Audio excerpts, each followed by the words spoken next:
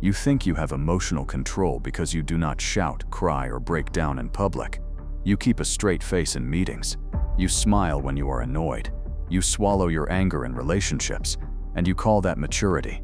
It feels like control because nothing is visibly leaking, but inside, your heart rate spikes, your muscles lock, your thoughts start running, and your behavior quietly shifts. You answer shorter. You avoid eye contact. You procrastinate. You say yes when you mean no. From the outside, you look calm, but your nervous system is already under new management. That is not control. That is cosmetics. Real control is not about what you manage to hide. It is about what no longer runs you at all. Psychology has already exposed this trick. James Gross, a leading researcher on emotional regulation, ran studies where people watched disturbing or intense images. Some were told to just feel whatever came up. Others were told to suppress their reactions and keep their faces neutral. What happened is the part no one tells you. The people who suppressed their emotions did not feel less. Their bodies actually showed more stress. Their heart rates went higher, their blood pressure spiked, and their brains worked harder to keep up the mask. The outer calm cost them more on the inside. And later, that same group was more likely to overreact or snap in unrelated situations. Suppression did not erase the emotion. It moved it. It delayed it. It made it come out sideways. Chapter 1. The Myth of Emotional Control. You're being run from the inside. This is how most people live. Polite on the surface, hijacked underneath. You shut down your visible reactions, but your body does not obey your social script. It still floods with adrenaline, cortisol, and old survival patterns. Your face smiles while your jaw tightens. You say it is fine while you go home and binge, scroll, or sabotage your own plans. And the worst part is, other people can read this, usually before you even notice what is happening inside you. The belief that you are hiding it well is exactly what makes you easy to read and easy to use. The people who understand emotions do not need you to say anything. They do not need drama. They watch your micro-expressions, those tiny flashes across your face that appear for a fraction of a second when you feel something before you push it down. They notice how your tone gets softer when you are afraid of conflict, or sharper when you feel threatened. They hear the tiny pause before you answer a question that hits a nerve. They see your shoulders go up a little when you feel judged. Managers, manipulators, narcissists, skilled partners, and yes, even some therapists are trained or naturally wired to scan for these signals. You think you are choosing your words carefully, but your body is already broadcasting your fear of rejection, your need for approval, your shame, your insecurity. They get the information first. You are the last to know. Your predictability started years before you had any idea what emotions even were. Attachment research from John Bowlby and Mary Ainsworth showed that children form internal rules about love, safety, and worth based on early experiences with caregivers. If attention was given only when you were pleasing, quiet, or helpful, your brain stored a rule: stay useful or lose love. If love was unstable, hot one moment and cold the next, the rule became panic at any sign of distance. If criticism, control, or shaming were constant, the rule was stay small, do not upset anyone, or you will be punished or abandoned. These rules do not stay in childhood. They become your default code in adult relationships. So now when someone does not text back, it is not just a delay. It is an alarm, they are leaving. When your boss gives neutral feedback, it is not a simple comment. It is a threat to your worth. When a partner needs space, your body does not hear space. It hears danger. Your reactions follow a script written years ago by people who probably barely remember what they said or did. You call it your personality. In reality, it is conditioning. Certain tones, words, and silences hit those old rules and trigger specific behaviors: abandonment panic, people-pleasing, silent rage, over-apologizing, picking fights before someone can hurt you. This is why you keep having the same emotional patterns in different relationships. Different faces, same script. Now look at the asymmetry. Imagine two people in conflict. The first is what most people call emotionally controlled. They feel insulted, but they stay quiet to keep the peace. Their chest tightens, They replay the words in their head. They try to talk themselves out of reacting. They pretend they are fine. Later they rant to a friend, or they pull away without explaining, or they unconsciously sabotage the relationship.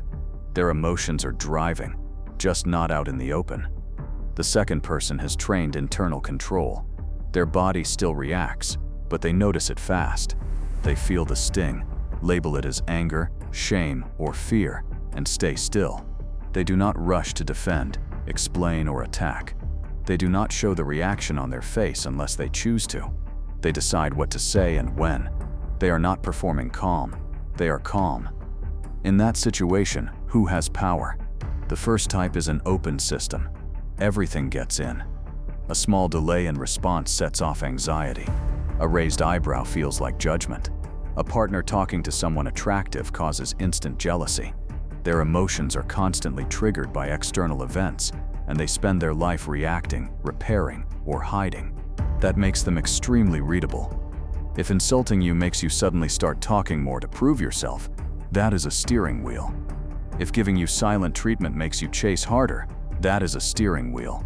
If light praise makes you overwork to hold approval, that is a steering wheel. Your triggers tell other people exactly where to pull. The second type is a closed system. Things still come in, but nothing automatically takes over their behavior. Someone ignores their message and they notice the irritation, but they do not start chasing. Instead, they observe the urge. Someone criticizes them and they feel the impact, but they do not rush to prove their worth. They ask direct questions or let the comment stand without emotional theater. They are slow to react, hard to provoke, and difficult to read. There are no easy levers to pull because their internal responses are not spilling everywhere. You do not know what they fear, what shames them, or what makes them jealous unless they allow you to see it. That is emotional power. Most people never reach that second state because they are trained to care more about appearing nice, polite, or agreeable than about being truly internally sovereign. You were rewarded for calming down, smiling, saying it is fine, not making a scene. No one rewarded you for looking directly at your rage or envy and mastering it. Instead, you were told to be positive, to forgive, to be understanding, to let go. On the surface, that sounds moral. Underneath, it created a population of adults who cannot sit with their real emotions, who are uncomfortable with their own darkness, and who are easy to steer with simple tactics: rejection, silence, praise, guilt. You feel this when you are around someone who has trained internal control. There is a quiet intensity to them. You cannot easily tell if they like you or not. You cannot quickly knock them off center with a joke, a flirt, a jab, or a test. They do not rush to close the distance. They do not overshare. They do not explain themselves 20 times. They watch. They speak less but with more precision.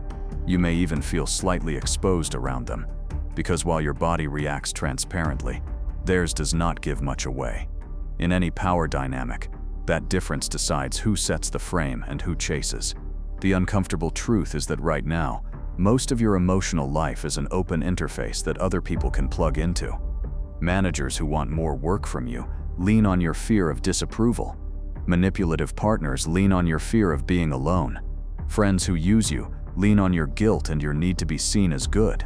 Even so-called helpers can lean on your wounds, keeping you in roles of the hurt, the healing, the fragile, so you remain dependent on their guidance and validation.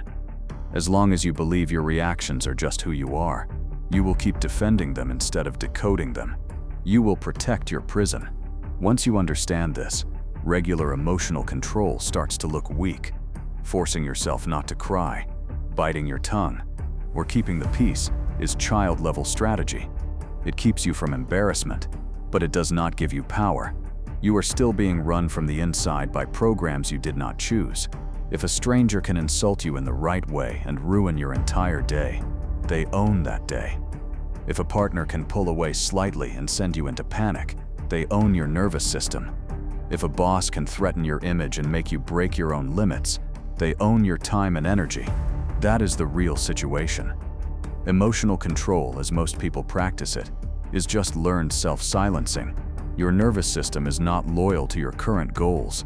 It is loyal to your oldest rules: safety over truth, belonging over boundaries, approval over self-respect. These rules made sense when you were small and helpless. They do not make sense now, but they still run. Until you confront them directly, you are not choosing your reactions, they are choosing you. That is what it means to be run from the inside.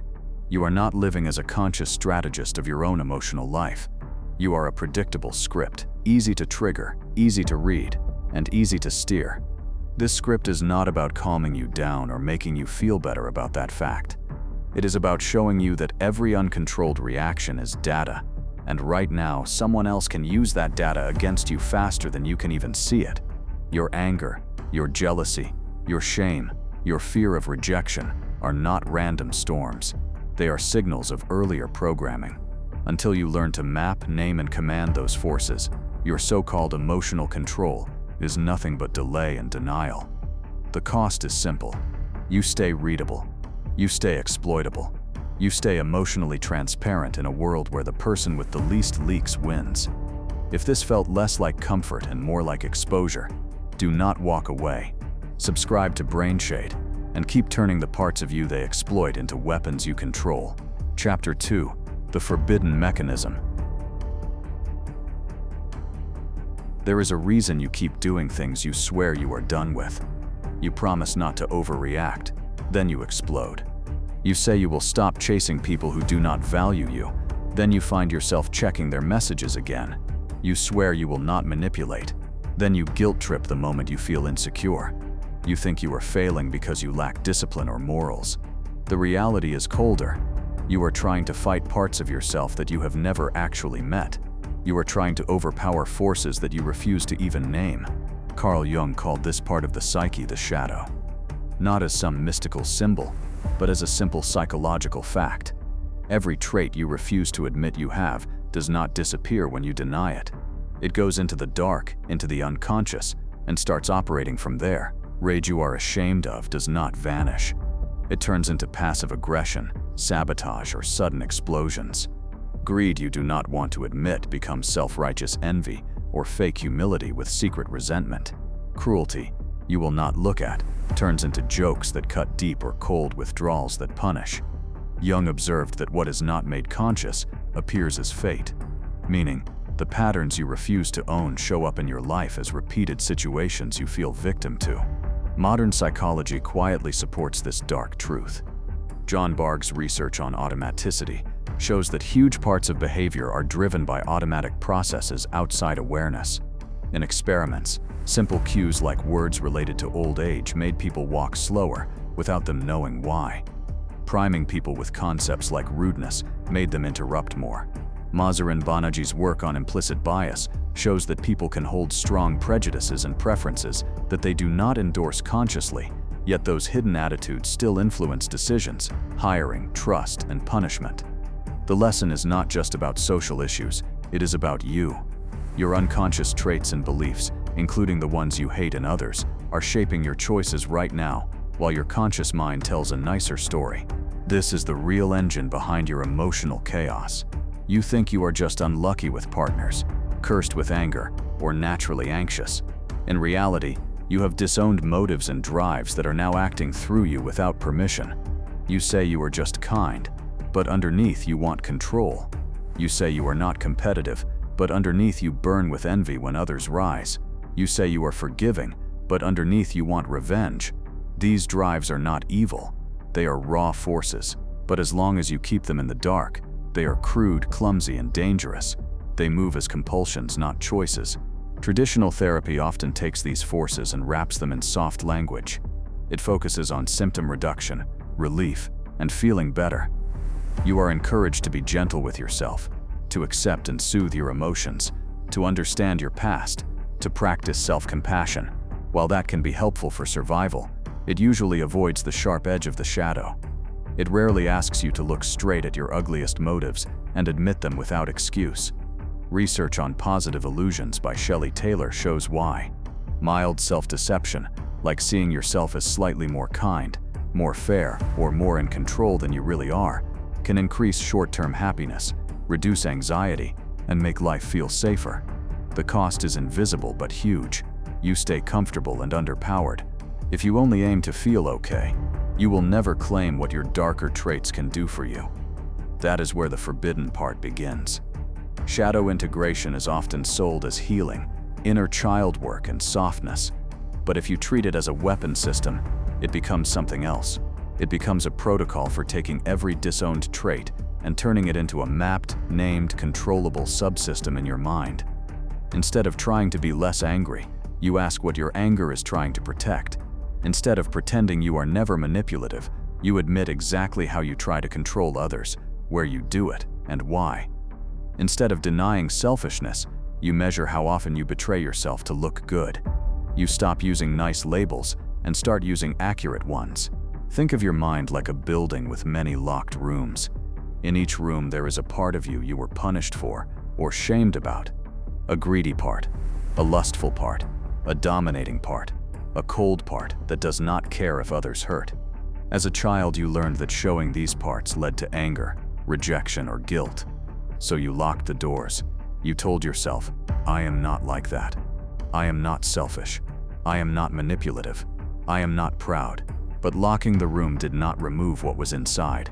You just stopped supervising it. Now, when you are under pressure, those locked rooms burst open and spill into your behavior. You say something brutal.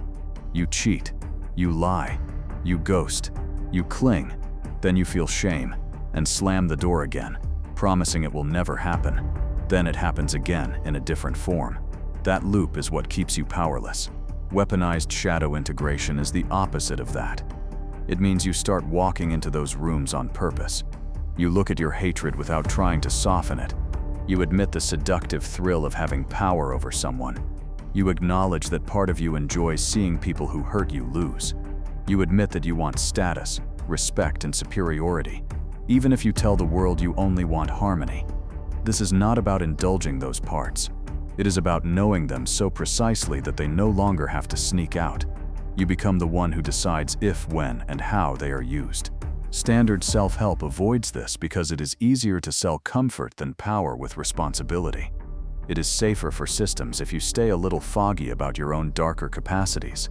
If you fully integrate your shadow, you become harder to guilt, harder to shame, and harder to control with moral language. Institutions prefer citizens who are afraid of their own aggression. Partners who want dominance prefer lovers who feel guilty for setting boundaries.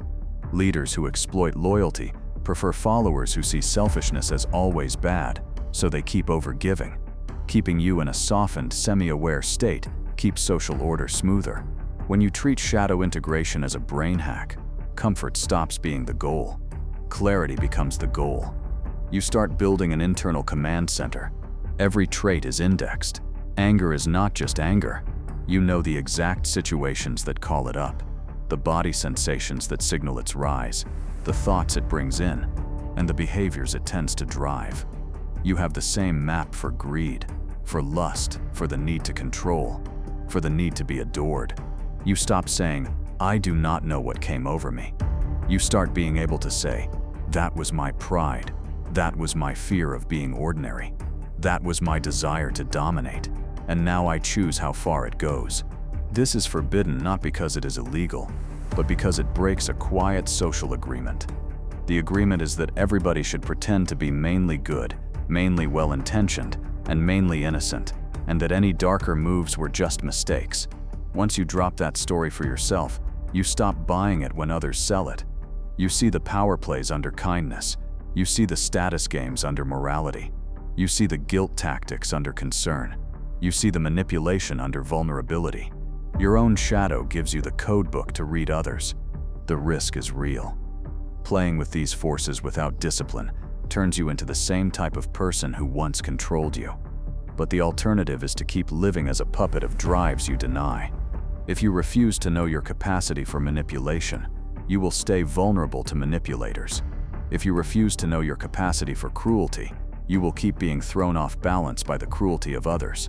If you refuse to admit your hunger for power, you will serve those who admit theirs. Shadow integration as a weapon system is about ending that imbalance. From here on, you will need to drop the idea that being good means being harmless. Harmless people are not safe, they are just weak. Safe people are those who know their capacity to harm and keep it on a short leash. That leash is only possible if you are willing to look directly at what is on the other end. That is the mechanism you were never meant to fully use. Because the moment you do, your emotions shift from wild animals that drag you into chaos into trained forces that move only when you say so. Chapter 3. The Internal Trap. How childhood rules became your triggers. Before you could speak, your brain was already writing rules. Not rules about taxes or laws, but rules about love, safety, and what you are allowed to be. A baby does not understand words, but it understands presence and absence, warmth and coldness, smiles and frowns, touch and withdrawal. When you cried and someone came, that was a lesson. When you cried and no one came, that was another lesson. John Bowlby and Mary Ainsworth showed that repeated patterns of care create internal working models. These models become the invisible rules behind your adult triggers. If your parents or caregivers were emotionally available, responsive, and steady, your brain learned, I am worth attention, and others are usually safe. If they were unpredictable, loving one day and distant the next, the rule became, stay on high alert, cling and panic when there is distance. If they were cold, critical, or shaming, the rule cemented as, something is wrong with me, I must fix myself to deserve love. These rules were not written in words. They were written in nervous system reactions. Elevated heart rates when someone pulled away, stomach drops when someone frowned, numbness when you were scolded. Shame is the emotion that glues these rules together. Shame researchers like June Tangney and Brené Brown have shown that early experiences of being told you are bad, too much, not enough, or a disappointment sink deep. Shame is not just feeling guilty for an action. Guilt says, I did something bad. Shame says, I am bad. Children cannot hold that feeling consciously for long, so they bend themselves around it. They start chronic self-monitoring, watching every move to avoid more shame. They become perfectionists, trying to earn safety by never making mistakes. Others go the opposite way, triggering rage or avoidance. If being vulnerable brought shame, then vulnerability is banned, so they turn hard, distant, or mocking to stay safe. Now bring this forward. As an adult, you walk around with those old rules still running. You are in a meeting, and your manager asks a simple question about your work. Your chest tightens. The rule from childhood flashes. I am being judged. I am about to be exposed as not good enough. You answer too fast, over-explain, then beat yourself up after. In a relationship, your partner says they need some time alone. Your body does not hear that as a healthy need. It hears it as a threat. The old rule, distance means abandonment. So your mind starts scanning for proof that you are being left, and you react.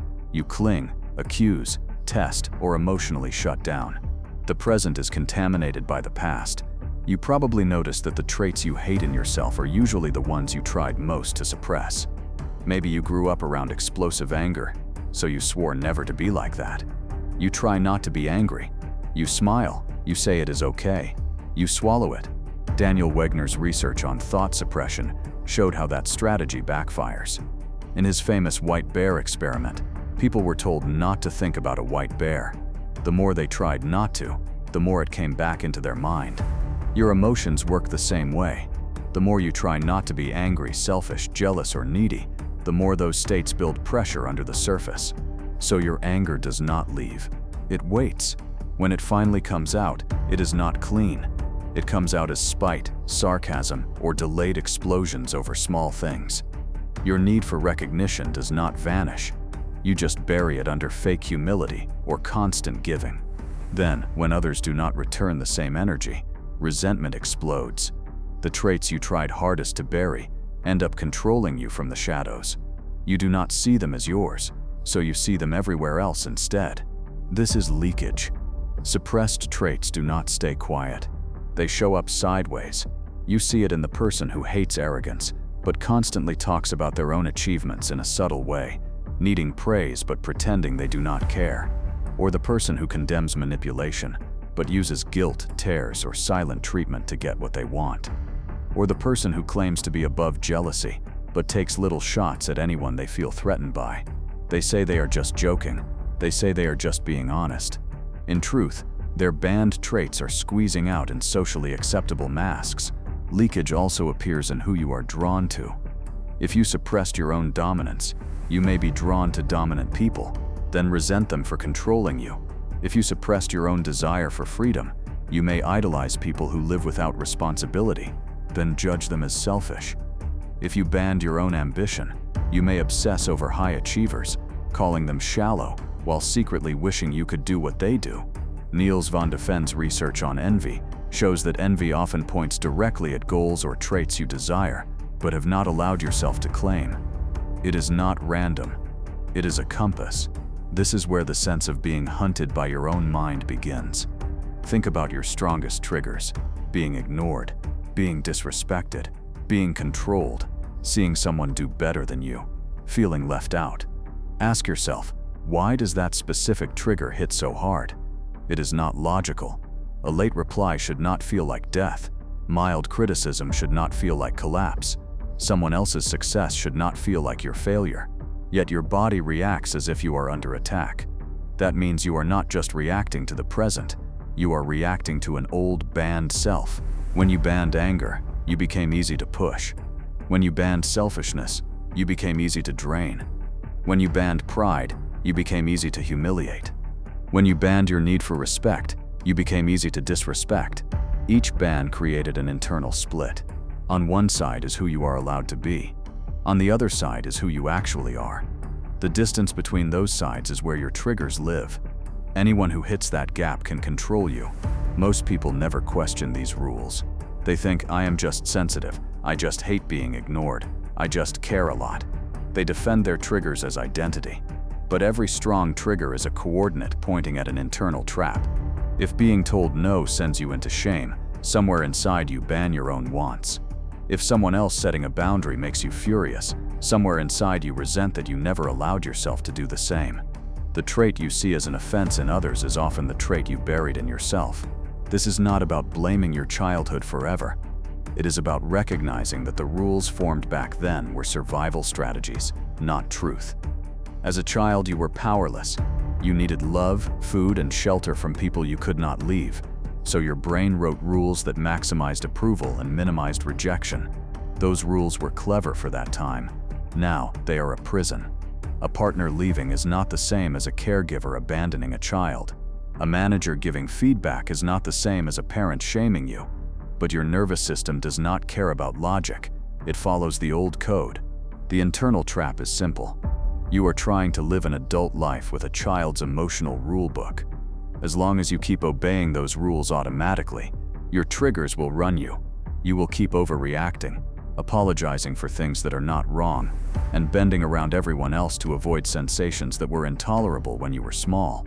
And anyone who spots those rules, even unconsciously, can play you. They may not know the theory. They just notice that when they pull back, you chase. When they criticize you, you submit. When they praise you, you give more. Your childhood rules become their control panel. Shadow integration starts with seeing this internal trap clearly. Your triggers are not flaws to be ashamed of. They are doors. Each time you are flooded by jealousy, panic, or rage, that is the system revealing where a banned trait lives. You can either keep slamming the door shut, or you can finally walk through it, see what you banned, and start rewriting the rule.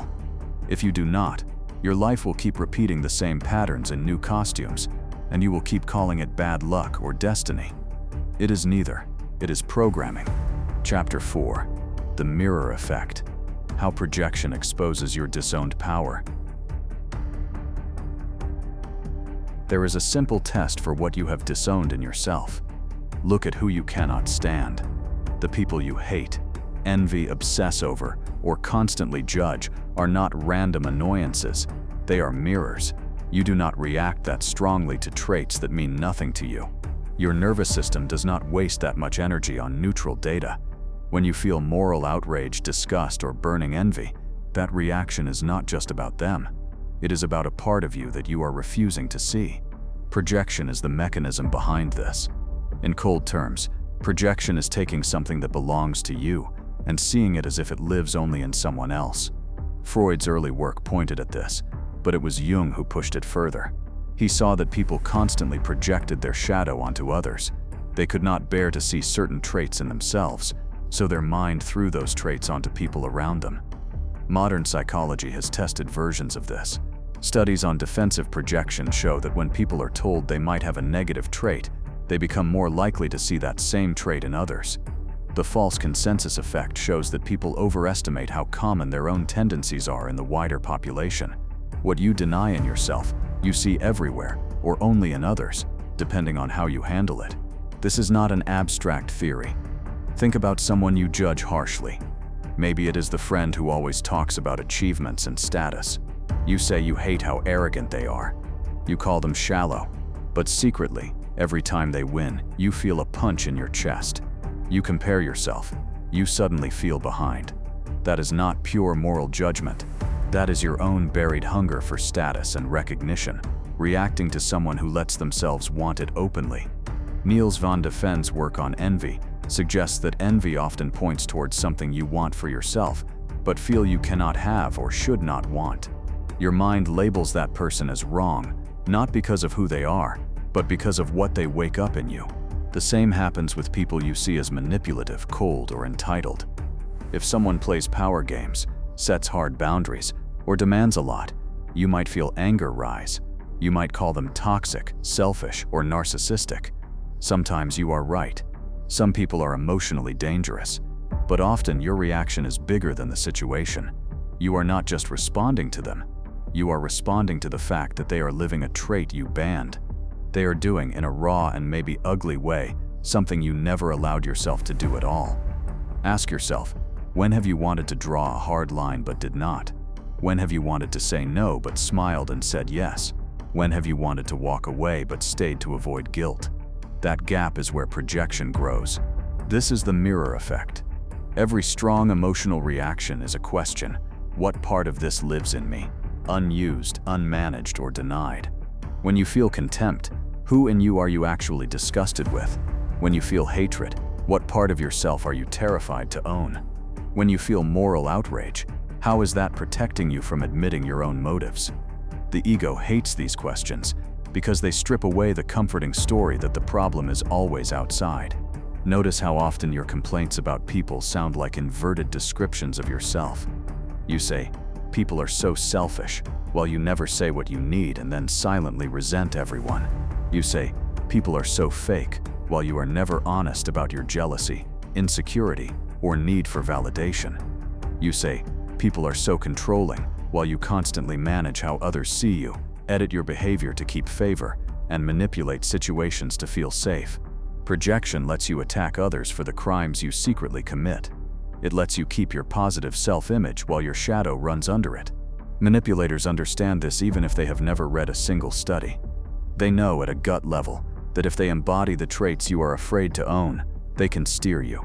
A dominant person around someone who has banned their own aggression looks like a monster and a magnet at the same time. You are repelled by their force but also drawn to their certainty. You might become morally superior, constantly criticizing them, but never able to leave. Your disowned dominance clings to theirs. They stay calm. You spin. Someone who has embraced coldness and emotional detachment can upset those who have banned their own capacity to detach. If you are addicted to warmth and afraid of being seen as cold, their indifference destroys you. You moralize it. You call them heartless, but you also chase their approval harder. Your projected shadow gives them leverage. They can give you crumbs of attention and watch you work harder to prove you are worthy. Meanwhile, they feel no urgency at all. They are not trapped in your emotional theater. Projection also makes you easier to gaslight. If you deeply believe you are kind and incapable of manipulation, and someone accuses you of being controlling, you will scramble to defend your self-image instead of calmly testing the claim. A skilled manipulator can plant doubts that match your hidden traits. You might overcompensate, give even more, bend even further to prove them wrong.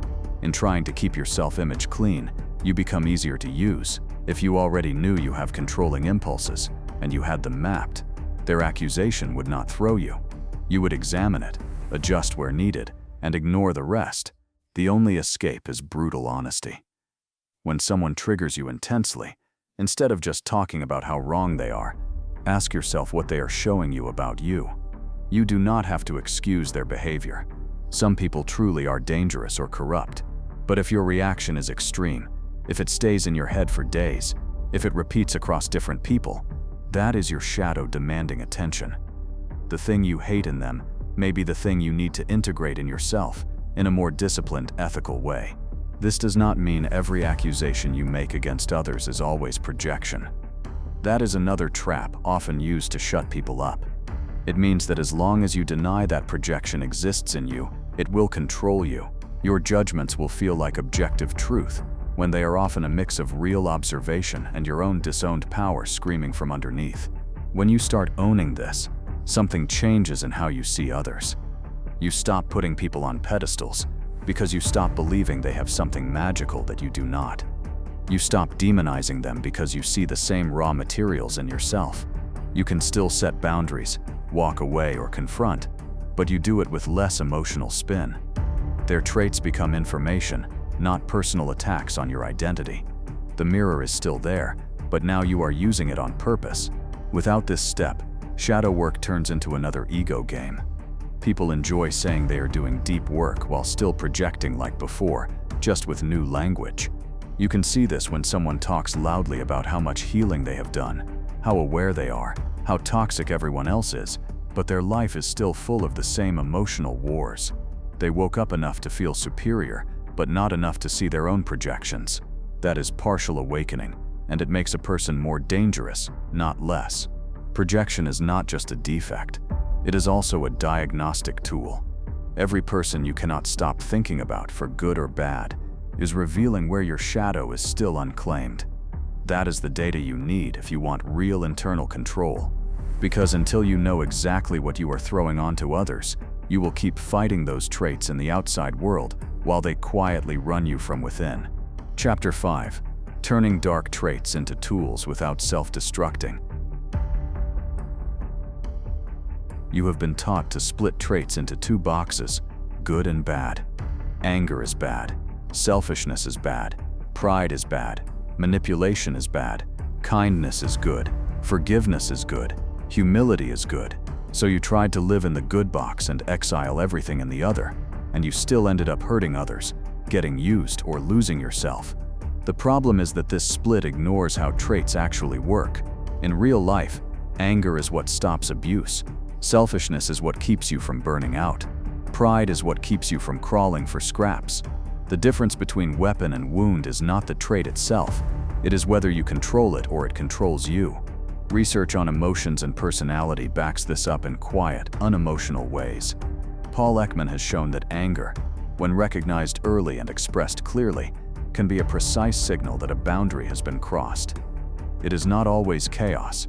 Studies on assertiveness versus aggression show that speaking firmly about needs and limits often leads to better outcomes and more respect than staying silent or exploding.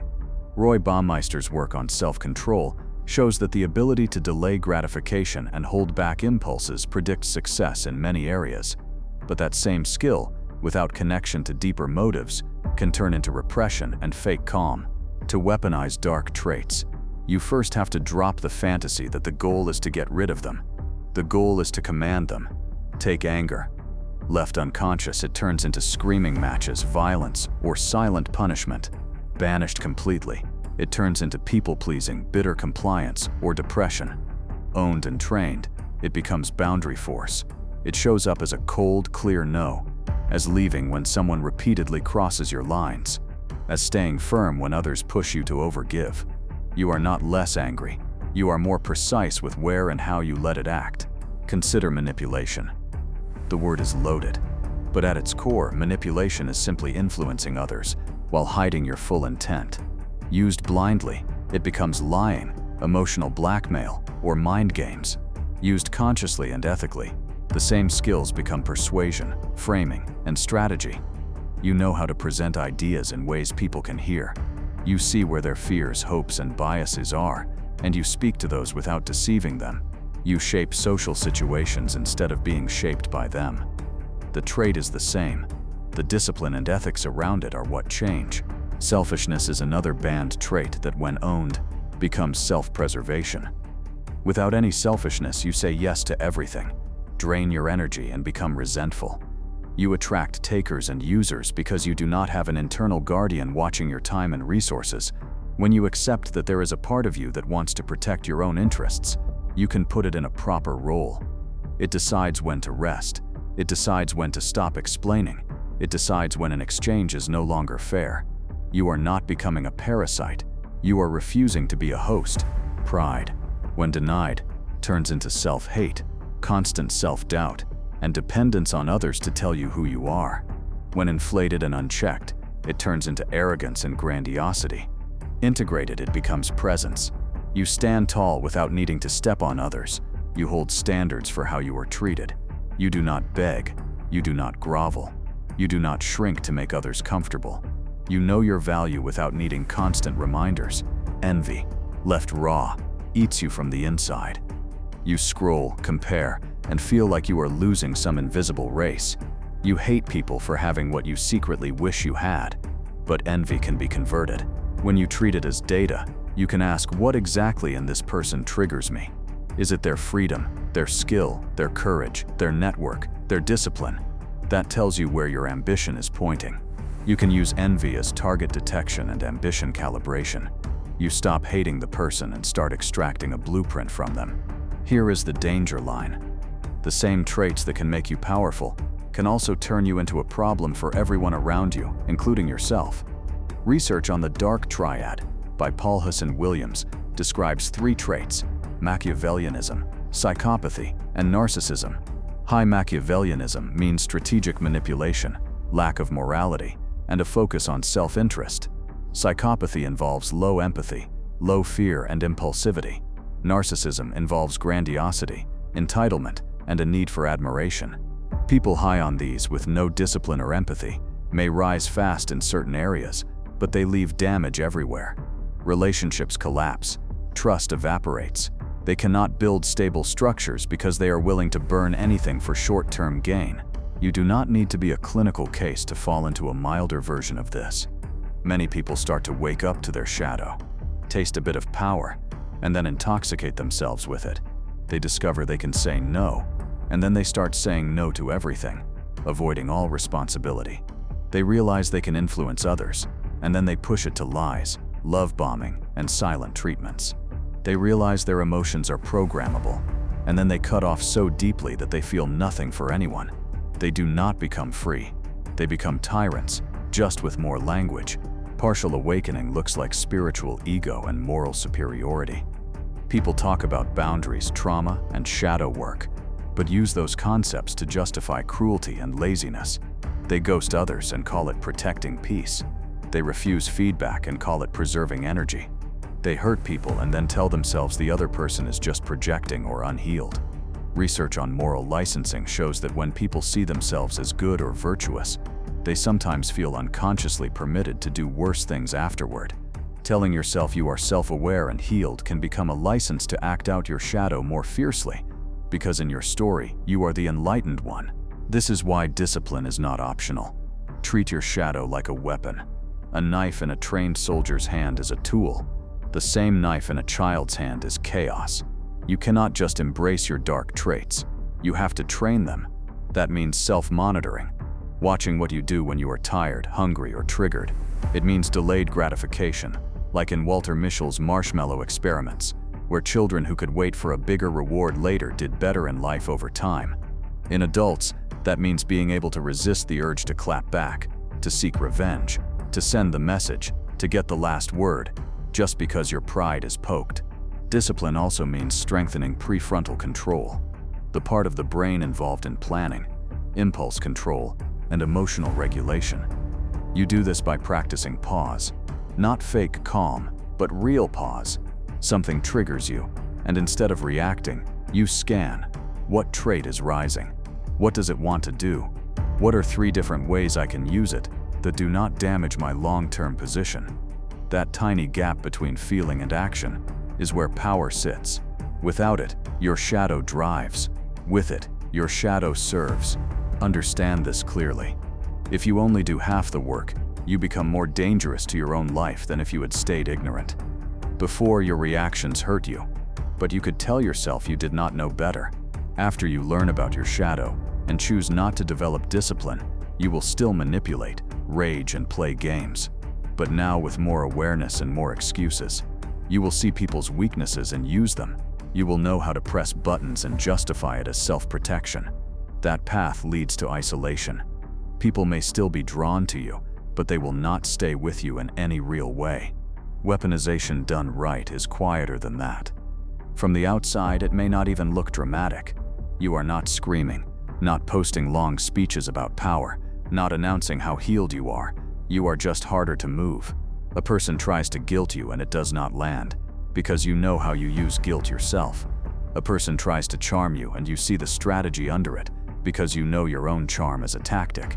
A person tries to control you and you feel your anger rise, but instead of exploding or folding, you market, plan, and respond in a way that shifts the balance long term. There is no version of true shadow integration that skips discipline. The more power you claim over your inner world, the more careful you have to be about what you do with it. Without that, you are just feeding your ego new tools. With it, you start to separate from the mass of people who are run by their traits and pretend they are not. You become something rarer, a person who knows exactly how dark they can go and chooses, again and again, not to self-destruct. Chapter 6. The Integration Protocol. Identity Break and Point of No Return. At this point, ideas are not enough. You already know that your emotions are programmed, that your shadow runs you when you ignore it, and that dark traits can be converted into tools if disciplined. The question is whether you will turn this into a system or leave it as interesting information. Power comes from systems. So here is the integration protocol, stripped of therapy language and turned into a mechanical loop. First, identify the trigger. Do not start with stories. Start with data. What exactly happened? What did your body do? And what thought hit you first? Maybe someone ignored your message. Your chest tightened, your stomach dropped, and the thought flashed, they do not care about me. I am nothing to them. Maybe your partner praised someone else. Your jaw clenched, heat rose in your face, and the thought came, I am being replaced. Maybe your boss questioned your work. Your shoulders tensed, your breathing shortened, and you heard, I am a failure. Those combinations are not random. They are your map. Second, name the underlying trait without soft language. Drop the illusion. Under that panic, what do you actually want? Control, domination, worship, escape, safety, to never be questioned, to always be center. Say it as it is. I want total control over how others see me. I want to be worshipped. I want to avoid all responsibility. I want to always be chosen first. It will feel ugly. That is the point. You are dragging the shadow into the light. Third, trace where this trait already appears in your behavior, but in covert or destructive ways. If you admit you want control, look at where you already manipulate, where you guilt trip, where you withdraw affection to punish, where you over-explain to manage how others see you. If you admit you want to be worshipped, look at where you get angry when people treat you as normal, not special. Look at where you fish for compliments or test loyalty. If you admit you want to escape responsibility, notice where you delay decisions, blame others, or play helpless. This is not about shaming yourself. It is about seeing that the trait is not theoretical. It is already active. Fourth, ask how this trait could be used deliberately, ethically, and strategically instead of reactively. If you want control, can you shift that into self-control first, then into clear leadership where consent is present? If you want to be worshipped, can you convert that hunger into high standards for your own competence, so respect is earned, not demanded? If you want to escape responsibility, can you refine that into saying no to roles that are not yours, instead of avoiding all roles? This is where you reassign the trait's job, from chaos to structure. Fifth, rehearse controlled use under low pressure, then medium, then high. Neuroplasticity research, from people like Michael Merzenich and summarized in works by Norman Doidge, shows that repeated focused practice rewires brain patterns. You cannot wait until you are in a full-blown trigger to test this. Practice when the stakes are small. Use a tiny dose of anger to say no to a minor request. Use a small dose of what you would call manipulation to frame a request at work clearly and in a way that appeals to others' interests, without lying. Use a bit of selfishness to protect one evening for yourself without apology. As you succeed in low pressure, your brain starts to see that the trait does not have to mean loss of control. Then you step into medium pressure, more important conversations, higher stakes. Over time, your default pattern rewires. The old script weakens. You have a new path. As this loop repeats, something shifts at a deeper level. This is the identity break. You start to notice that you no longer react the same way to things that used to own you.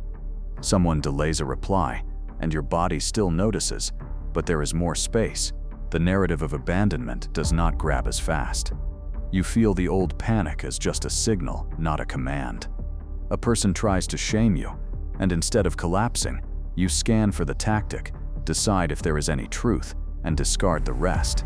You are no longer begging for emotional permission to exist. Self-Determination Theory by Deci and Ryan shows that people function better when their sense of control comes from within, rather than from external approval. As your internal command center strengthens, you shift from chasing validation to pursuing what aligns with your own standards. You stop oversharing to feel close. You stop saying yes to avoid being seen as selfish. Your emotional system stops broadcasting neediness and uncertainty as loudly. It does not mean you feel nothing. It means you are no longer ruled by the fear of losing love, status, or approval at every small sign. This identity break is not clean or comfortable. Relationships that were built on your old patterns start to shake. People who enjoyed your constant availability feel you pulling back. Those who used guilt to control you notice it no longer works. Some will escalate. They will call you cold, selfish, or changed. In a way, they are correct. You are colder in the sense that you do not melt at every emotional push. You are selfish in the sense that you now preserve your time and energy. You have changed in the sense that their usual hooks no longer sink in. That is the cost of command. If you backtrack to please them, you choose the old prison with full awareness. There is also a warning. Once you see your own motives and mechanisms clearly, you cannot unsee them. You will notice every time you try to manipulate with tears, jokes, silence, or over-explaining. You will see your own pettiness and cruelty in moments of hurt. You will catch yourself enjoying power or control in ways that make you uncomfortable. That awareness can feel heavy. It is tempting to try to go back to innocence, to say, "I did not know." But you do know. Using your shadow unconsciously after this point is no longer ignorance. It is choice. On the other side, the advantages are not loud, but they are decisive. You become calm under attack, not because you are numb, but because you see the game. When someone insults you, you do not rush to defend your ego. You evaluate whether there is information there, and if not, you let it pass. When conflicts come, you do not drown in them. You stay outside enough to think clearly while still acting. This looks like emotional dominance, not yelling, not theatrics, just steadiness. You also become better at reading intent beneath behavior, not by some mystical intuition, but by pattern recognition. You know your own tactics when you are insecure, so you see them when others use them. You know what it looks like when someone is trying to pull you into a guilt trap, because you know the feel of guilt trapping others. You know what it looks like when someone hides selfish motives under care, because you have done it. Your shadow becomes your decoder ring. At this stage, emotional immunity to cheap provocation grows. Not total invincibility, but resilience. The quick jab, the subtle comparison, the social exclusion, the delayed reply, the hot and cold treatment, all lose some of their power. Your nervous system still reacts, but you do not immediately convert that reaction into behavior. You choose. In any social or power dynamic, that ability to choose response instead of blurting reaction is what separates those who are steered from those who steer. The final choice is simple and brutal. You can remain a readable, easily steered emotional system run by childhood rules and the need for external approval. You can keep calling your triggers just how you are. Keep blaming bad luck and toxic people while your own shadow quietly pulls strings.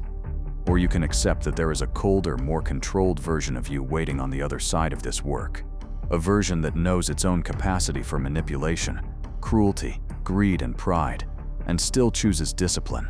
You have already crossed a line by understanding this far. Most people never even see the structure of their own programming. You do now. Pretending you do not see it anymore will feel less like safety and more like betrayal of yourself. The door out of emotional slavery is open. The cost is the loss of innocence and the end of excuses. The gain is internal command. No more running from your own shadow. No more being run by it.